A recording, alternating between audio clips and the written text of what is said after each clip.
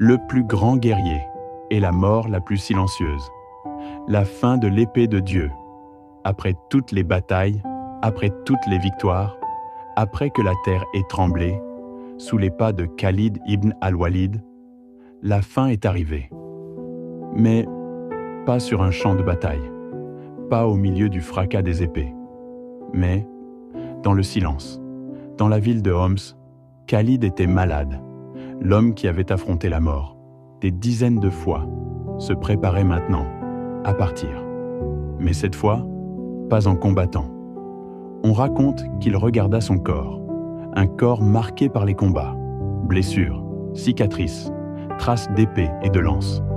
Chaque partie de lui racontait une guerre. Puis il dit, avec la lucidité d'un homme qui comprend tout, « Il n'y a pas sur mon corps un espace d'un empan, qui ne porte une blessure ou un coup, et me voilà mourir dans mon lit. » Un moment saisissant. Comment un homme, jamais vaincu sur les champs de bataille, peut-il finir ainsi? Mais la vérité est plus profonde. Khalid n'était pas une légende parce qu'il ne perdait jamais, mais parce qu'il ne changeait pas. Il combattait en tant que commandant, et il combattait encore en tant que simple soldat. Il est resté ferme, jusqu'à la fin. Et peut-être que le véritable message est là. La victoire n'est pas toujours sur le champ de bataille. Elle est dans la constance, dans les principes, dans la manière de terminer son parcours. Et dans le silence de cet instant, Khalid ibn al-Walid est parti, mais son nom est resté.